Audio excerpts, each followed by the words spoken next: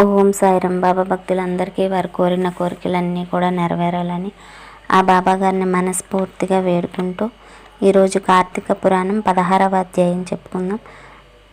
ఎవరైనా మా ఛానల్ని మొదటిసారిగా చూసినట్టయితే మా ఛానల్ని సబ్స్క్రైబ్ చేసుకోండి. పక్కనే ఉన్న బెల్ ఐకాన్ని ప్రెస్ చేసి ఆల్ అనే బటన్ని ప్రెస్ చేయడం ద్వారా మేము ఏ వీడియో అయినా పెట్టినా మీకు మొదటగా నోటిఫికేషన్ ద్వారా మీ వరకు వస్తుంది. వశిష్ఠుల వారు ఇంకా చెబుతున్నారు. ఓ రాజా, కార్తీక మాసము దామోదరునికి అత్యంత ప్రీతికరమైన మాసము. ఆ మాసమందు స్నానదాన వ్రతాదులను చేయుట, సాలగ్రామ దానము చేయుట చాలా ముఖ్యము. ఎవరు కార్తీక మాసమందు తమకు శక్తి ఉన్నా దానం చేయరో అట్టివారు రౌరవాది నరక బాధలు పొందుతారు. ఈ నెల దినములు తాంబూల దానము చేయువారు చక్రవర్తిగా పుట్టుదురు. ఆ విధముగానే నెల రోజులలో ఏ ఒక్కరోజు కూడా విడవకుండా తులసి కోట వద్ద కానీ భగవంతుని సన్నిధిని కానీ దీపారాధన చేసిన ఎడల సమస్త పాపములు నశించుటయే కాక వైకుంఠ ప్రాప్తి కలుగును. ఋషులలో అగ్రగణ్యుడు పేరొందిన మతంగ మహాముని ఒకచోట ఆశ్రమాన్ని ఏర్పరచుకొని దానికి దగ్గరలో ఒక విష్ణు మందిరాన్ని కూడా నిర్మించుకొని నిత్యము పూజలు చేయుచూ ఉండేను. కార్తీక మాసంలో ఆ ఆశ్రమం చుట్టుపక్కల మునులు కూడా వచ్చి పూజలు చేస్తూ ఉండేరు.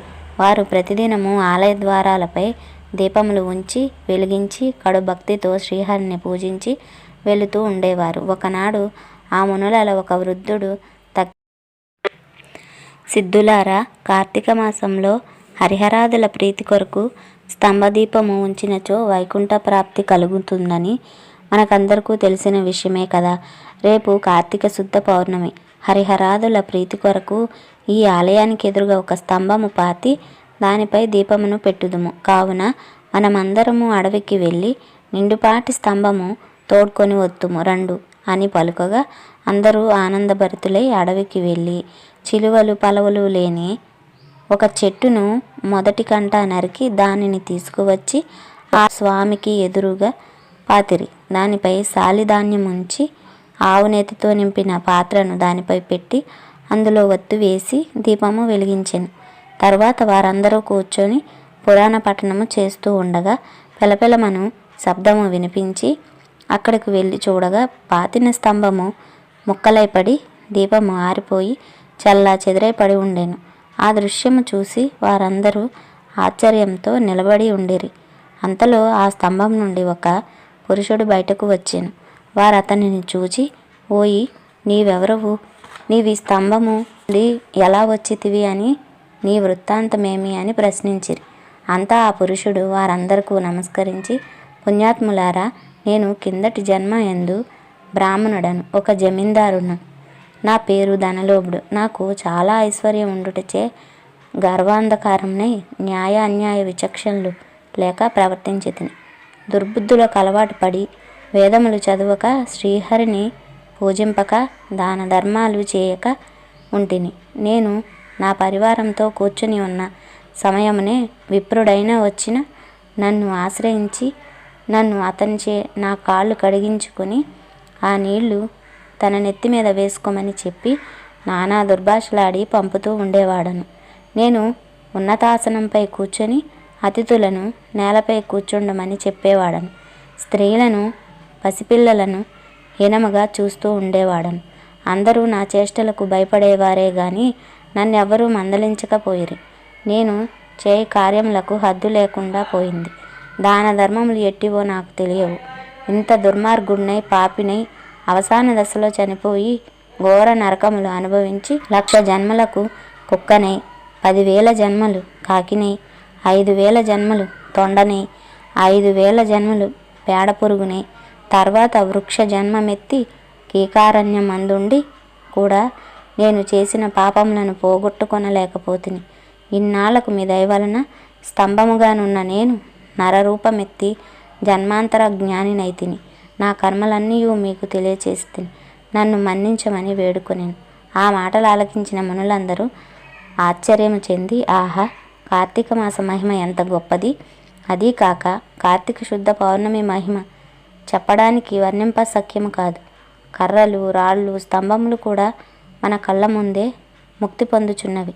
వీటన్నింటికన్నా కార్తీక శుద్ధ పౌర్ణమి ఆకాశదీపం ఉంచిన మనుష్యునకు వైకుంఠ ప్రాప్తి తప్పక సిద్ధించును. అందువలననే ఈ స్తంభముకు ముక్తి కలిగిందని మునులు అనుకొనుచుండగా ఆ పురుషుడు ఆ మాటలు ఆలకించి, మునిపుంగవులారా, నాకు ముక్తి కలుగు మార్గం ఏదైనా కలదా? ఈ జగమున ఎల్లరకు ఎటుల కర్మబంధము కలుగును? అది నశించుటెట్లు? నా ఈ సంశయము తెలుపుడని ప్రార్థించాను. అక్కడున్న మునీశ్వరులందరూ తమలో ఒకరు అంగిరస మునితో, స్వామి, మీరే అతని సంశయం తీర్చగల సమర్థులు కావున వివరించమని కోరిరు. అంతనా అంగీరసుడిట్లు చెప్పుచున్న, ఓ మునిశ్రేష్ఠులారా, ఓ ధనలోభి, నీకు కలిగిన సంశయములకు సమాధానము చెప్పుచున్నాను వినుము. కర్మ వలన ఆత్మకు దేహాధారణము సంభవించుచున్నది. కావున శరీరోత్పత్తికి కర్మ కారణమగుతున్నది. శరీర ధారణము వలననే ఆత్మ కర్మను చేయును కనుక కర్మ చేయుటకు శరీరమే కారణమగుచున్నది. స్థూల సూక్ష్మ శరీర సంబంధము వలన ఆత్మకు కర్మబంధము కలుగునని మొదట పరమేశ్వరుడు పార్వతీదేవికి వివరించెను. దానిని మీకు నేను వివరిస్తూ ఉన్నాను. ఆత్మ అనగా ఈ శరీరము నహంకారంగా ఆవరించి వ్యవహరించుచూ ఉన్నది అని అంగీరసుడు చెప్పగా, ఓ మునీంద్ర, నేను ఇంతవరకు ఈ దేహమే ఆత్మ అని భావించుచూ ఉంటిని కనుక ఇంకను వివరముగా చెప్పబడిన వాక్యార్థ పాద జ్ఞానము కారణమగుచుండును. కావున అహం బ్రహ్మ అను వాక్యార్థము గురించి నాకు తెలియచేయుడు అని ఆ ధనలోభుడు కోరెను. అప్పుడు ధనలోభునికి అంగీరసుడిట్లు చెప్పాను, ఈ దేహము అంతఃకరణ వృత్తికి సాక్షియే. నేను, నాది అని చెప్పబడు జీవాత్మయే అహము అను శబ్దము. సర్వాంతర్యామి అయి సచ్చిదానంద రూపమైన పరమాత్మ నా అను శబ్దము. ఆత్మకు ఘటాదుల వలె శరీరము లేదు. ఆ ఆత్మ సచ్చిదానంద స్వరూపము, బుద్ధి సాక్షి జ్ఞానరూపి. శరీరేంద్రియములు మొదలగు వాని వ్యాపారమునందు ప్రవర్తింపచేసి వానికంటే వేరుగా ఉన్నది, ఎల్లప్పుడూ ఒకే రీతిన ప్రకాశించుచూ ఉన్నదే ఆత్మ అనబడును. నేను అనున్నది శరీరేంద్రియాలలో ఒకటి కాదని తెలుసుకొనుము. ఆ దేహేంద్రియాదులన్నింటికీ ఏది ప్రకాశింపచేయునో అదియే నేను అని నిశ్చయం. అందుచేత అస్థిరలమగు శరీరేంద్రియాలు కూడా నామరూపంతో నుండి నశించుచున్నవి. ఇట్టి దేహంనకు జగత్ స్వప్న సుష్వ్యవస్థలు, స్థూల సూక్ష్మాకార శరీరములు మూడింటి యందును నేను, నాది అని వ్యవహరించేదే ఆత్మ అని గ్రహించుకొనుము. ఇనుము సూదంటి రాయిని అంటిపెట్టుకుని తిరుగునట్లు శరీర ఇంద్రియాలు దేనిని ఆశ్రయించి తిరుగుచుండునో అదే ఆత్మ. అట్లే అవి ఆత్మ వలన తమ పనిని చేయును. నిద్రలో శరీరేంద్రియాల సంబంధము లేక గాఢ నిద్రపోయి మేల్కొన్న తర్వాత నేను సుఖ నిద్రపోతిని, సుఖంగా ఉంది అనుకొనున్నదే ఆత్మ. దీపము గాజుబుడ్డిలో ఉండి ఆ గాజును ప్రకాశింపజేయునట్లే ఆత్మ కూడా దేహేంద్రియాలను ప్రకాశింపచేయుచున్నది. ఆత్మ పరమాత్మ స్వరూపమగుట వలన దానికి దారాపుత్రాదులు ఇష్టమగుచున్నారు. ఇట్టి విశేష ప్రేమాస్పదమగు వస్తువేదో అది ఏ పరమాత్మ అని గ్రహించు. తత్వమసి మొదలైన వాక్యములందలి త్వం అను పదమునకు కించిత్ జ్ఞత్వాది విశిష్టమందు జీవాత్మయని అర్థం. తత్ అను పదమునకు సర్వజ్ఞ ద్విగుణత్వ విశిష్టమైన సచ్చిదానంద స్వరూపమని అర్థం. తత్వమసి అనేది జీవాత్మ పరమాత్మల ఏకత్వమును బోధించింది.